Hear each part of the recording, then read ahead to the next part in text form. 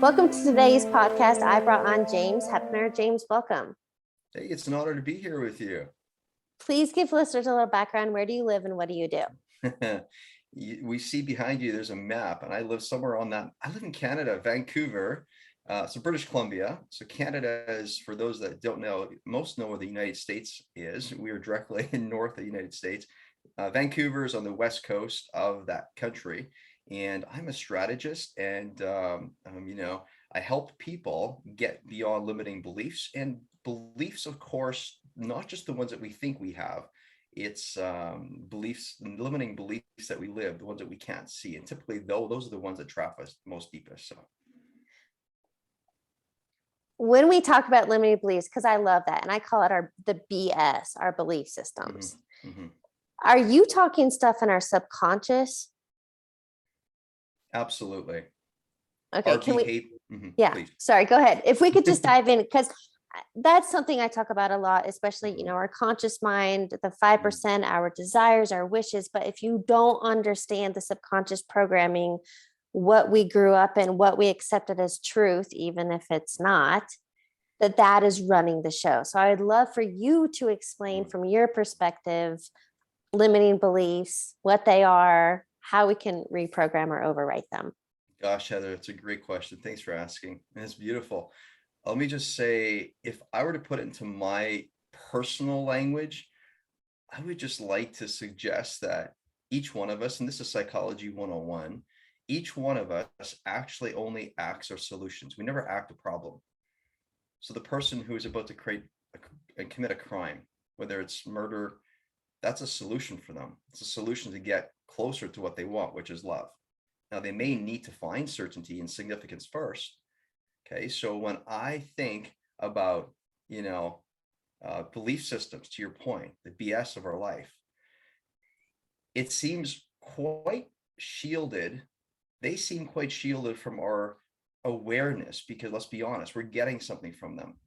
And if we're getting something from them, it's a reward. It's a dopamine hit we get. Now, we may have to go through suffering, much of the unhelpful side of suffering, before we ever tap into what we're actually coming and looking for, to the thought on the criminal, right? Or the person who kills someone. He may need to go to prison.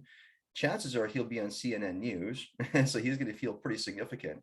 He'll know certainly what's going to happen for him. So he's meeting all these human needs before. So I think it taps into your 6 human needs. And Tony Robbins, I study under a few people. He's one of them, 6 human needs. And so to the point, how are these things hidden from us? It's because our behaviors give us an outcome, and that outcome makes us feel like we're achieving something. It may not be fulfillment, it may be success, but we're getting something from it. And so we become addicted. We're all addicted to our feelings. And if something makes us feel good, we're going to go back to the same drawing board for more. Okay, so I like how you said that, addicted to our feelings. And so as an example, a lot of people go from relationship to relationship, and it's the same damn experience over and over again. And until they realize that, they're creating it, that they don't believe they're worthy and deserving of time and attention. And so they keep attracting somebody who's a workaholic or emotionally unavailable. How do we point the finger back at ourselves and realize, oh, if I change my beliefs, if I transform my thoughts, I will have different outcomes in life? I was going to tap back into what you said. Same damn feelings. Sounds to me like we're going from relationship to relationship and they're not working. I'm not saying in your life. I'm just hearing what you're saying. Like, people that are tapping into your show, this is what's happening for all of us. We go like, why is it that I keep recreating this? Like, I have empathy towards these things. Like, we're trying, but this shit, the same damn feelings come, right? The same damn feelings come. So, it's a really troublesome spot. It's a really rough patch. And so the only thing that I can say, if I get right down to it, like I said to you prior to us recording here, I go a mile deep on the things that I think really matter, and an inch deep on all the rest. If we really focus on what's at stake, let's be honest, the human doesn't take a step forward if it doesn't think it's safe.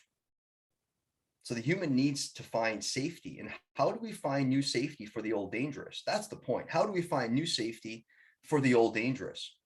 It is to observe what our current and also old things are that we had no want for, and also our old and antiquated things that we thought we had no need for. So to take the old unwanted and the old unneeded, which brings the feeling of dangerous, that's why we don't do it, and to question that and to say, listen, where could I find a new want and where could I find a new need? Therefore, I'm going to find new safety. And that takes work. You literally have to map out, and you're going to see exactly why you haven't addressed this up until that point, because you're going to come up with a brand new solution. I don't know if that answers your question, but that's the simplistic of how I can put it. So what I wrote down, and this kind of makes me think of Byron Katie's work, and I barely know her work, but her stuff is called The Work, and it's 4 questions. And it's more or less, I live from a state of curiosity. And I think that's what it comes down to, that you have to start questioning. And what you said is question that. So I guess what I would feel is anytime you have that resistance or something's not working, start questioning, like, okay, I got a new job and I'm still not happy. I moved to a different city or a bigger house. I'm still not happy. And so I found from my own experience, if we want to go there, I had all the things that were supposed to make me happy. Climb the corporate ladder, engaged to be married. We just built a house and I was miserable. And so I realized, again, this is a lot of conditioning and programming, that we're programmed to seek outside of us or validation and happiness and fulfillment, until I realized, oh, it's an inside job. And it's been a lot of work, and realizing, I call it pull the weeds, plant new seeds. You have to become aware of those beliefs and thoughts we have on repeat, much are unconscious, subconscious, because that's what's running the show. So I think an easy one to talk about is money. If you're struggling with money, you have subconscious programming. Maybe the story growing up was rich people suck, or money's hard to come by, or I'm not worthy and deserving. Or a lot of people struggle with love and relationships, right? Divorce rates, 50% or more at this point. So I think it's important to realize, okay, it's my limiting beliefs that are running the show. If I want new results, what do I need to do? I love the way you spin that. One of the things that comes to heart for me right quick here is, if limiting beliefs run our show, then why not tap into utilizing that system? Your whole ecosystem operates for a reason. It doesn't mean to be a reductionist mechanism, in my opinion, but it does what it does so that I can just process.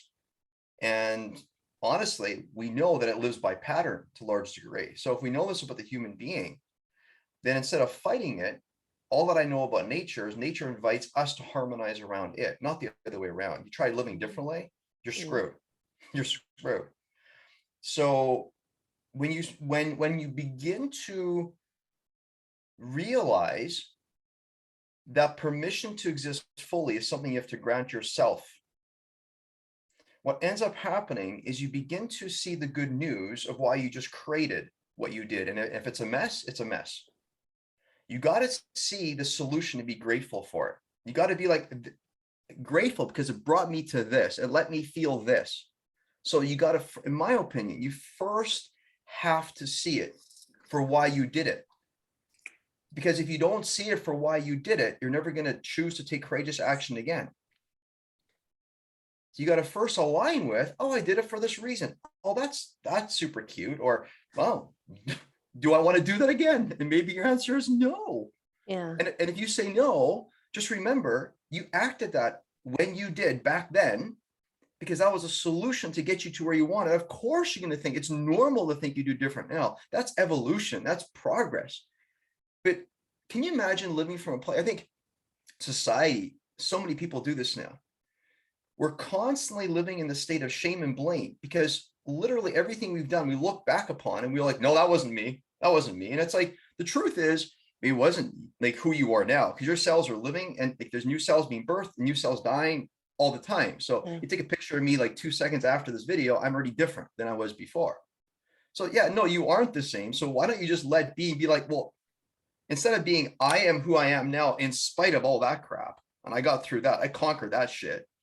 You're like, no. I am who I am today because of all of that. That's the good news. Yeah. Look at this. Look at what I get to utilize. Like, I don't think there's anything wasted. There's anything wasted in this life, but we have to make a choice. We have to make a choice if it's going to be wasted or if we're going to engage and participate. If we participate with it, and if we stop turning everything into the bad news, like, is it good or is it bad? The sorting of like black or white duality. You do that, and we re-enter the dog's brain. Nothing, I have a dog. I love the dog, but the animal typically looks for where there's deeper danger or more safety. So it's survival instinct only. You and I can stare into this camera right now. The listeners, think about this. Just have a look out the window. You can look out the window and think about absolutely nothing, because a human being goes beyond just thinking, where's it dangerous and where's it safe? We have that ability. And so that's next level living. Really, it's not next, it's just human living if we choose. But so often society, we're in this dystopic, listen, and by the way, you're going to make a decision either or, good or bad, right or left. You're always going to make a decision from a place of fear, and you're screwed. Okay, I got my highlighter out. A key word I feel like you said there was choice. And that is something I definitely live from, that we have choices every single day. And one I have at the bottom of the stairs every day when I come down says, make it a great day or not. The choice is yours. And so again, I feel like it's a lot about perception and choosing to spin it to find the good, like, okay, that relationship ended. Sure, that hurt. But what was the good in it? What did I learn? How did I grow and evolve? How will I do better next time? Right? But a lot of people sit in that victim, again, the limiting beliefs that, there's just nobody out there for me, or I'm never going to excel at work. Or how do we help people get out of this? Because what you said was the full permission to exist. My whole thing is like, we have unlimited potential, and I feel like we've barely tapped into it. And I just want to help people like shine bright and get out of scarcity and limitation. So what advice would you give to somebody who may not even realize that they're living from such a limited perspective and there's so much more available? So I'm a realist, not so much an optimist. Now, I do like to see things better than they are, but firstly, we all need to see things clearly for what they are. So what I would say is, to your point on choosing, I think we have to choose to see things for exactly as they are. I shared with you way back in the day, like we're talking 15 years ago, I checked out a life and I found a way of sleeping 18 and a half hours a day for 2.5 bloody years. Checked out, married with kids. Oh my goodness. Threshold hit me. Bunch of stresses, high functioning autistic baby, got audited, company back 2008. I was in real estate, economics. You think of all of this. Pressure is designed to make us more present. And the more present we are, the more purposeful we become. And so unless we see things for the real that they are, listen, if you're having a depressed moment, you're having a depressed moment.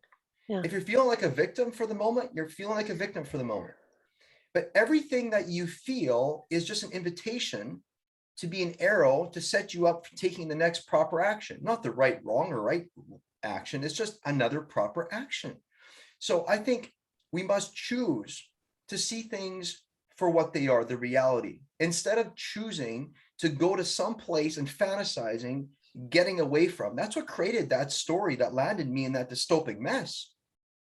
I chose to get away from reality and engage with fantasy. And I wish it was different, wish it was different, wish it was different. It's like, honestly, what I'd get real with? It took me about 2.25 years before I finally freaking woke up. And it's like, listen, this sucks. And why is that the bad news? This just sucks. And why do I think that I can't handle that emotion if this sucks? I feel a little depressed in the moment. Okay, I feel a little depressed. Listen, I feel like it's not fair. Okay, I feel like that for half a second. Did I stay there? No. Here's why, because you take every emotion, full living, fully alive, fully is taking all emotions and making them all safe. How? We don't live in any emotion. The human body is designed to go from one emotion to the next, using every emotion to point us to the next thing so that we can take proper action to go there. The human has a need for variety. Emotions point us to the next thing. Anything that happens is just invitation for us to onboard, participate, celebrate with what's here, and then utilize that for the goodness and gain that it all is. You talk about gratitude, you talk about the art of celebration. That comes through a choice. And I think it comes through a choice. And honestly, my email signature I have in there, to your point, I say this, be careful what you look for, because what you look for, you'll find. And I think I may even say something a little different to the extent of, look for the good today, because you'll find it. The truth is, what you look for, you will find. But I think most importantly, I want to resonate with a wider audience here, and just be like, actually choose to feel what you're feeling. And instead of letting that be the bad news, look at it going, this is a solution for me. Do I like this solution? And if so, keep feeling it and living here. If not, I can just adjust it. But don't make the emotion the bad one. It's not the bad one. Yeah. Because if you're not careful, you're going to start living in a very small wheelhouse of life. You're going to take the emotional wheel, all that's available to you, and you're going to start living from like, oh, I only want to feel the surprise that I want to prefer. I'm only going to feel the happiness that I want, but feeling sad and all these things, I have no ability to empathize with people who are sad. If you can't empathize with others, firstly, you can't empathize with yourself when you feel sad. And honestly, we all know this. To the exact degree that you can feel sad in a healthy way is how your capacity for joy will reveal itself. The more sad you can feel in a healthy way, the more joy you're going to feel. It's not good or bad. It's designed to serve. Everything is a self-fulfilling spiral up if we choose to. There you go. Well, you took the words out of my mouth, because that's what I also say. Like, life is a self-fulfilling prophecy. How else can you say it? Whatever you focus on expands. But here's what I want to touch on that you shared with me, that we liberate ourselves when we stop resisting. Mm-hmm. Can you expand? Mm-hmm. Well, I have a little acronym. And the acronym for pain for me that I created is please accept inner nudging. When I was going through the depths of my suffering, and it wasn't the helpful sort, it was the unhelpful, it was self-induced suffering. When I came out of that journey, I was I'll say it, I was euphoric. Imagine you've been in this hole for 2.5 years. I was sleeping. Okay. So imagine you're like kind of like very like utopic, right? And one day I was at a dinner party, and I took my car there. My wife took her car there. Wonderful people, fantastic. The event was great. And I left the gala and I was driving back to our home. And as I was driving, I remember thinking, holy smokes, James, you know what's going to happen here? You see so much gain in that you were so miserable, and now you get to feel this. You know what's going to happen? Your subconscious is going to recreate this all again. If you're not careful, you're going to have to now bring meaning to what's going on. Not meaning that you create, but lean into the mystery. What is here telling you right now? And at the time, the car I was driving, there's a little, of course, we have these little lights, right? On the dashboard. On the dashboard's a little light. It's an engine, check engine. I've been driving for like a day or so. I hadn't checked my oil. I was going to let my tech do it, whatever. And so I'm going, here's the thing. Is it true that I need to go deep suffering to feel deep joy? Or is it true that I would feel deep pain for deep joy? I'm like, oh, that might be true. And I'm thinking, what's the difference between pain and suffering? I said, pain is something that is an invitation for us, and it's a nudging. So please accept inner nudging. It's a nudging for us to pop the hood, see what's going on. And here's the thing, when you engage in that level of pain, that is a very rich experience that will fuel you towards the joy of your life in massive measure. Now, let's be honest. For anyone that has ego issues, not ego container, like build healthy ego. A healthy ego container is good. Like building what you can hold is great. But ego, so the unhelpful side of ego, isn't so great. And so let me say it like this. I think personally, this is my take. I needed to enter into a deep place of suffering that etched into me and created a solid crack in my ego. And they say that when the ego cracks once properly, it never has to crack like that again. Let me say it like this. Before that suffering came in my life, and again, I'm not subscribing this to other people, but until that suffering came in my life, I wasn't really able to empathize with other people properly. And empathy, like I shared with you earlier, is a language that we all have when we're born. We speak that to each other before we say a word to each other. So that's the universal language of love. That's how we communicate. We're all love beings. So my whole take is, I just walked away from that scenario and I said, oh, And I just started crying. Please accept inner nudgings. Mm. The nudging to, guess what? Be in a non-resistant state, be in a non-attached state, and be in a judgment-free zone. So I have an acronym, it's RAJ, RAJ, non-resistant, non-attached, non-judgmental. When you're in that space, you will see the things in your life that are nudging you to feel the pain, not run from it. The Yeah. listeners, if you don't have a good relationship, if you don't have the money you want, whatever you talk about, feel that and don't like deflect from it and have some fantasy like, oh, it's not as bad as it is. Don't create the Enron. Don't create the bullshit in your own life. Yeah. If the music of your bank account is low, it's low. That's it. Just, okay, that's great. And I get to feel like this. Okay, what? This feeling points me to take proper action there. Okay, I'll take action there. So now I'm doing that. I'm being that. I don't know if that answers your question, but Yeah, and what you said was ultimately feel it to heal it. I love that check engine light metaphor. And I know we're a little tight on time. So here's what I want to ask you, because I feel like we just got started. But from our conversation today, what do you believe is a key takeaway you want listeners to get? Well, I have five personal values that I've created in one. And again, I don't want to impose this on anyone, but I'll just say this one really changed my life. And for the people that I work with, like I work with people from around the world. Let me just say it like this. When you believe that things in your life are sent to trap you, you're going to be constantly looking for where the danger is. You're like that animal, just looking for where the safety or danger is. You're not really living. You're behaving life. You're performing life. So ask yourself this question. If everything frees you, nothing traps you, how could you now, in a real way, not hyperbolic, keep the facts intact? Listen, a loss is a loss. You feel a loss? It is the loss. What's the problem with it? Can't your ego container hold this? No problem. Why do we all need participation medals? That doesn't really help. Yeah. Right? The good news is seeing clearly what's here. See the facts for what they are. Be proud of the fact that you can onboard it, and that will at least allow you to take action. I think if we're not careful, and back to the Enron, if we're not careful, we're actually all kind of living quasi life of what Enron, what that environment actually showed us. We got to like not say we're better than the numbers reveal. Therefore, we're just going to change the numbers. It doesn't help. The whole system crumbles. And if we ever want to have the courage to do difficult things when it matters most, when we're looked upon for leadership, we're going to want to have developed the inner leadership and the capacity to see things for what they are and not flinch in the midst of a storm. Yeah. I think that takes a lot of courage, all of that. It does. I know. Right. And so, it takes a lot of courage, and especially, I know one of the things you and I talked about before, there are many ways of addressing life. You can address it through let's just power through it. And I mean, I'm a guy, I would identify as as a man. Okay. But let's say it like this, there's both feminine and masculine flowing through me. And so I'm no idiot. There's not a 3-step plan to all this. I make this sound easy, but guess what? Healing, you got to heal, like you said. I love that. Heal to feel it. You got to go within. You got to really feel those places, and you got to journey. And the truth is, life isn't a linear approach. It's not a linear approach. How do we live a spiritual life in a concrete physical world?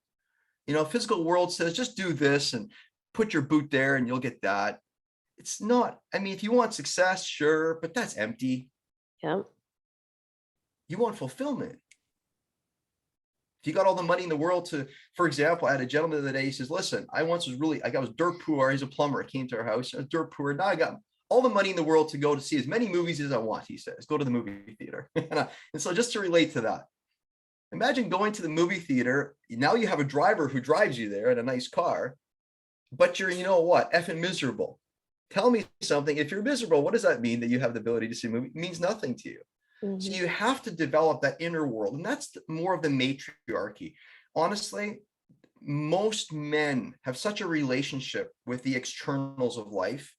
And the externals is where they find their value. They bring home the bread and the bacon, whatever they bring home the stuff. But I'll tell you what the feminine presence does. She makes stuff out of that. If she's not there, she's not a homebody. Listen, I love chopping vegetables. What I'm saying is we all get into that nurture. We must get into that nurturer, inner space of our life.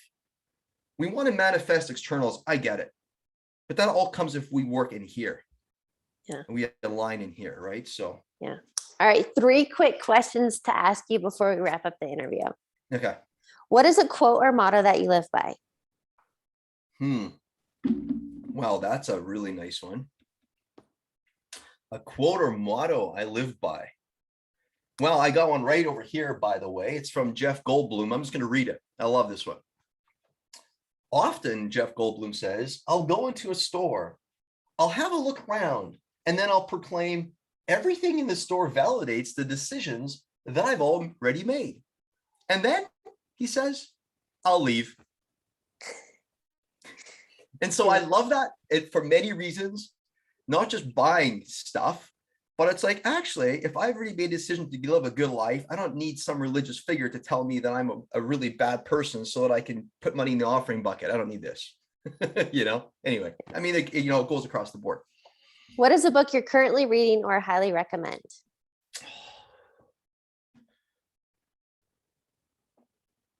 Viktor Frankl, Man's Search for Meaning. Not familiar with that one. Good to know. All right. Final question.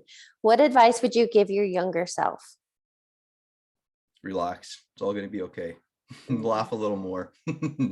So I'm working on that one. I used to get really nervous about laughing when I was a kid. I married a laugher, and so I've become more of one, but I'll be honest. I can always hold more. I take myself pretty seriously. So. Yeah, I can relate to that, but what a great note to end on. James, thank you so much for joining me today. It was wonderful. Thank you so much. Good time.